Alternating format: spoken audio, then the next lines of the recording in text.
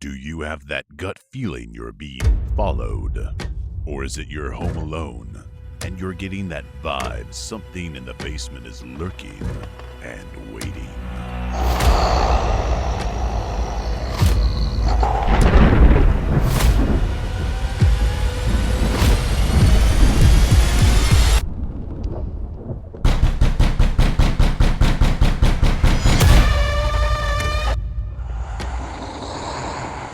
Go ahead and give us your twisted encounter. Hey folks, welcome to episode 2 of Twisted Encounters. Today's guest is Mark, calling out of San Diego. To all of our members listening, please introduce yourself. Hey, my name is Mark. I'm 31, a full-time roofer, and on my spare time, I rebuild custom cars. You're a true jack of all trades, I see. I really love rebuilding vintage cars. I do pretty well financially. Now, let's get into it.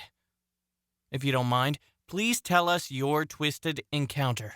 This all happened in 2016. My best friend and fellow coworker decided to take a road trip. At that time, I didn't even own a modern vehicle, mainly a few of my vintage cars which we took. I just recently sold my vintage Buick, so everything boils down to my 94 Impala. This whole trip came up on short notice, so it didn't really leave me at much option but to give my Impala a good tune-up before making this long trip. I was very concerned about taking my car to Vegas so soon, but my friends encouraged me I'll be fine and maybe a great opportunity to find lucky buyers for my car. We're supposed to be in Vegas Friday, but we ended up leaving out that Thursday night. This all took place summer in July, where temperatures can hit 110 at night. We were all 2 hours into our trip and we're coming into a small city, Barstow, where we pulled off for some food.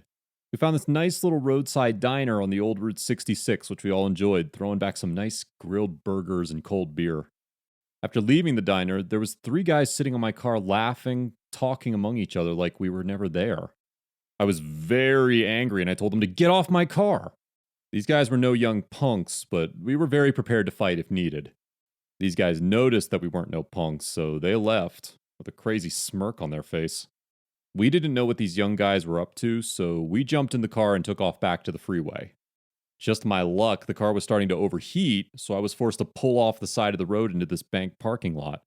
I popped open the hood and I noticed the radiator hose has been cut. To my knowledge, what these young punks were smirking about. My best friend called out to AAA for a tow, and I know we're going to be out there for quite some time. We must have been out there for over an hour sweating our brains out, and it felt like it was over 100 degrees that night. Like if things can't get any worser, the same punks from the diner came from behind the bank building. Me and my best friend grew up fighting all our lives, so I know this wasn't going to be a problem until one of the guys pulled out a knife, and that's when the game changed. My coworker pulls out his pistol and lets out 3 shots into the air, and we watch the young punks retreat back to where they came from. I didn't even know my coworker was strapped at that time, but he mentioned he never leaves home unarmed. If it wasn't for my coworker, well, probably would have made the news that night. Wow! Talk about an encounter with a twist. That's one crazy night I'll never forget. So, you didn't know your coworker was armed the whole time? He had the pistol under my seat the whole time, and he mentioned driving through the desert, it's going to be trouble. After the tow truck arrived, were you able to continue on with your trip? Talk about stroke of luck. The tow truck driver happened to be a big car collector, so he offered me all cash for my car.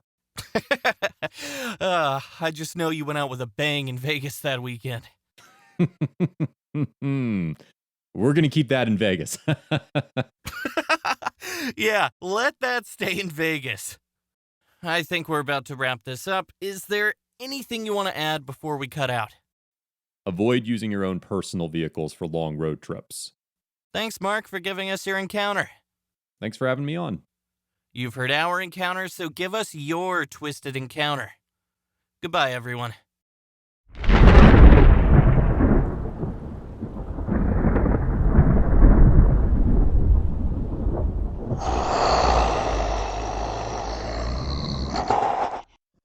Hey folks, welcome to episode 2 of Twisted Encounters. Tonight we got a very special treat for you. Our guest tonight is calling out of Arkansas. Please introduce yourself. Thanks for taking your time to hear my story. My name is Steven. I'm 34. I served 4 years in the Army, and I'm currently a diesel mechanic. If you don't mind, let's get straight into your encounter. Tell us about it. Just 2 years ago, me and my friend, a hunting buddy, I don't want to mention his name, but we're going to call him Duke. Duke has an uncle that owns a large portion of land outside the city. As kids, we've been hunting deer and rabbits over the years. I never forget that one hot summer Duke and I camped out that weekend. We had this one spot that sits high up on the hill, which you could see miles out. Every so often, Duke sometimes brings out his dog, most of the time helps us hunt for rabbits. I've been in the woods all my life hunting, but this time it's very unusual for Duke not bringing his pistols. I never go into the woods unarmed, but that night I had my .45 pistol and a shotgun. That scorching hot night, the mosquitoes were out heavy, so we decided to turn in early. We must have been an hour in until Duke's dog began barking, waking us both up. Seems like he wasn't going to shut up. We was thinking the damn dog was probably barking at a deer or a possum nearby. When I stepped out my tent, I looked up and seen Duke pale in the face trying to speak. I looked over where Duke was pointing at and seen yellowish glowing eyes. Ain't no way there was a bear that tall, shoulders that wide. The dog really started bugging out, barking, and all of a sudden he dashes off into the woods, chasing after the tall figure. Duke grabs my shotgun out of my hand and lets off 2 shots, hoping it'll stop his dog. We can hear the dog attacking the large figure, and all of a sudden, we heard bone and flesh breaking. I watched the look on Duke's face, and I had to grab him before he ran, not knowing what's in there waiting on him. We was not prepared to go after whatever is in there waiting on us, so we waited out around the fire in the sunset. By daylight, we walked into the woods with our guns drawn. We came across his dog, what was left of him, torn in half. Duke and I buried the remains up on that hill. I think I lost a good part of my friend up there. He was never the same. Me and Duke gathered our tent and equipment, and we had a 4-mile hike back to the truck. We got about a good half mile from the truck, and we started hearing branches breaking behind us. We heard a deep growl that felt like it was just right on top of us. That day, I don't know, but I've never seen Duke break out like a track sprinter. When we both felt that growl, Duke and I dropped our equipment and hauled ass back to my truck. As I was unlocking the door, Duke jumped in the bed of my truck and fires at the big creature. I floored it, but it seemed like it was gaining on us. When I heard Duke yelling and screaming, I looked in my mirror and seen the creature trying to climb in back of my truck. Bigfoot creature messed with the wrong one when I reached under my seat and pulled out my Magnum. I told Duke to duck down, and I aimed at the creature. For some reason, I seen his eyes got so big, knowing what I was holding.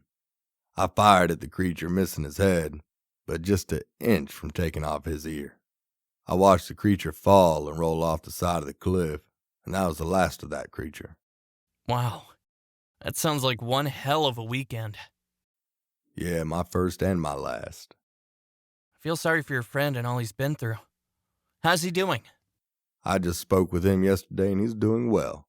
He's always armed from that bad experience. Do you both still hunt on his uncle's land? Of course. We just don't go far deep into the woods like we used to, but we kinda keep close to the main road. You fellows are really tough. Most folks wouldn't go near woods. The thing with us, we don't let things spook us from our passion. We just deal with it. Sorry for your friend losing his dog, but I'm glad you both made it out safe. Well, it's about that time. Is there anything you want to add before we close out? Before you head out into the woods for anything, be sure you have someone with you and be armed at all times. I'd just like to thank you for sharing your encounter with us, and have a safe night, okay? Thanks for having me on. You heard our encounter, so give us your twisted encounter. Goodbye, everybody.